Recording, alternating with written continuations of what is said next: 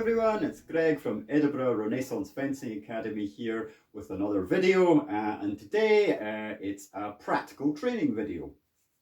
So I want to return to a topic that I've discussed several times before in older videos, which is the engagement of the core muscles in fencing actions. Now, a really quick recap of the theory.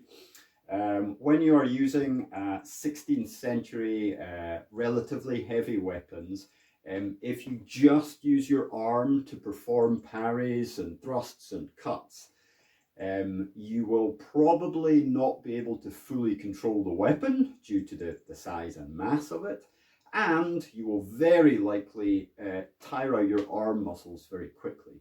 So the solution to this problem is do not only rely on the arm muscles, but try to engage the other key muscle groups in your body to perform whole body actions, which is something Grassi explicitly states in his treatise of 1570.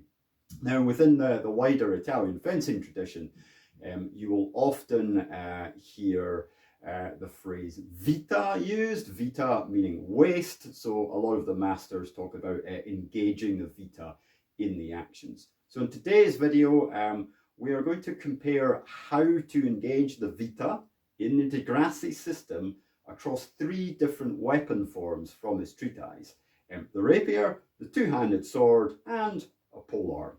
And we're going to be focusing in particular on how to perform a parry and riposte movement. Let's get started. Okay, so we're going to cover the rapier first of all. So all of these examples will be performed from the low ward guard position. So this is low ward with the rapier. So I'm going to cover a parry and riposte on the inside line first.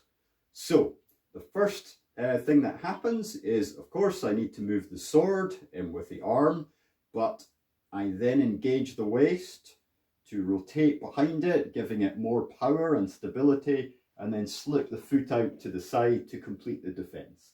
And then the riposte works in much the same way, so sword, waist, foot, like so. So as one action,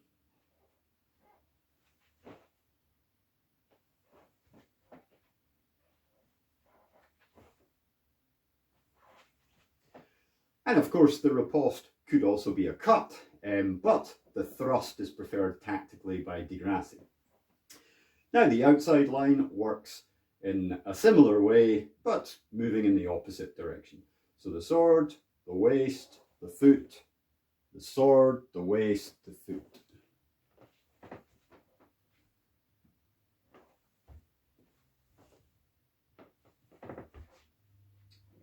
And that's the full body parry and riposte with the rapier.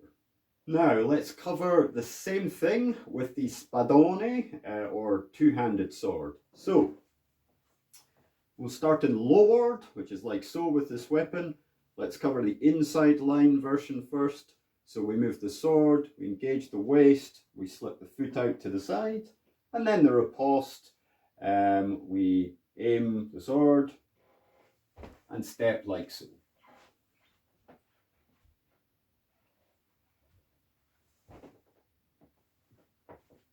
And on the outside line, the sword moves, the waist moves, the foot slips out to the side, and then for a variation, let's do a cut.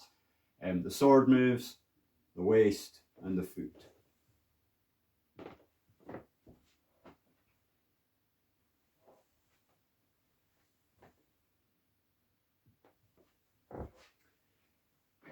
And that's the whole body parry and riposte action with the two-handed sword. And finally, let's talk about the same action yet again, this time with a polearm. So we'll start from low ward, which looks like so with this weapon, and we're covering the inside line attack again. So the weapon moves first, we engage the waist, we slip the foot out to the side, and then weapon, waist, foot for the riposte. As one action,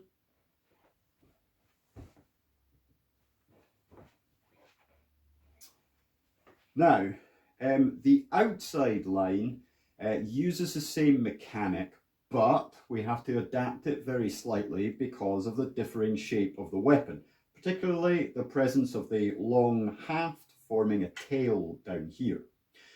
This means that we need to parry with the false edge or back edge of the weapon rather than the true edge. But it's still very similar to what we saw already. So we move the weapon, we engage the waist, we slip the foot out to the side, and now our riposte must be a cut because the tip has come offline. So weapon, waist, foot. And as one action,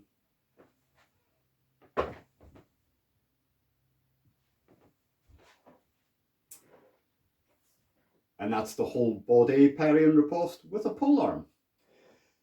So to conclude today's video, the vita, the waist, the core muscles, if you prefer, can and should be engaged in the Grassi style of fencing or any comparable 16th century style of European swordsmanship. And that is necessary because of the size and mass of the weapons that were prevalent in that period of time. One of the nice things about the Grassi system is that it's an integrated martial arts style.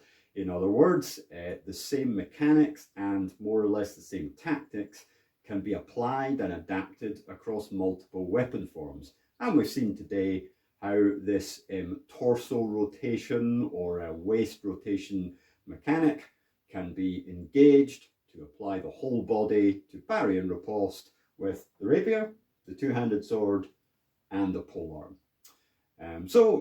If you're interested in this style of fencing, if you're practicing 16th century swordsmanship, I would encourage you to go away and think about how you are engaging correct or good body mechanics in your practice of fencing. That's all for today. See you next time. Bye.